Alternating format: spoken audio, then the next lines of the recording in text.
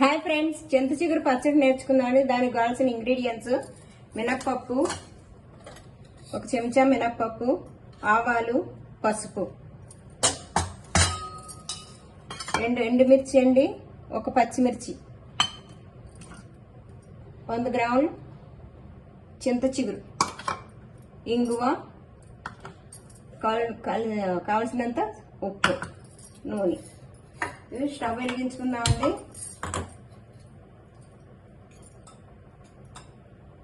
5-6 స్పూన్లు నూనె వేయాలండి.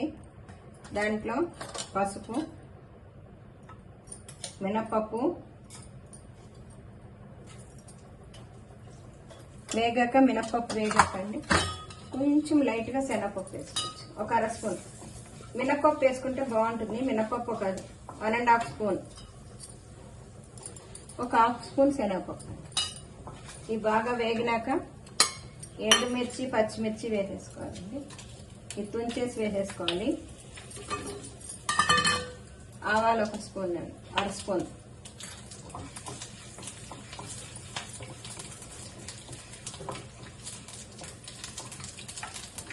ఇది తీసి పక్కకు పెట్టుకోవాలండి.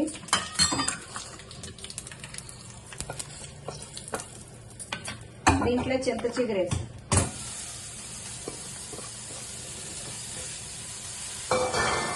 ఈ చింతపండు ముద్ద ఒకటి మెత్తగా నానబెట్టుకున్నాను. గుజ్జు తీయాలని ఏం లేదు, మెత్తగా నానబెట్టుకున్నాను. నలిగిపోతే మిక్సీ చేసేట్లే. ఇది బాగా కలుపుకోవాలి.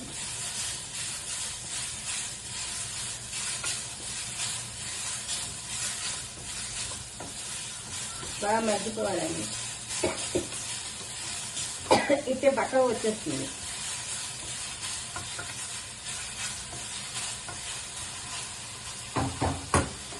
పైనుంచి 2 స్పూన్లు నూనె వేసుకుంటే బాగా మగ్గిపోతుంది.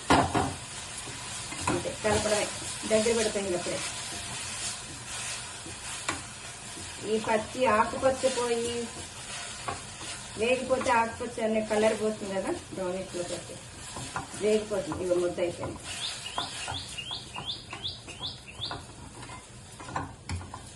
మీకు తగినంత సాల్ట్ వేసుకోండి. ఇంకా మెత్తబడిపోతే త్వరగా వేగిపోతుంది.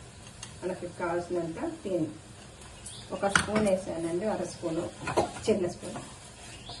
ఎవరికి కావాల్సింది వాళ్ళు.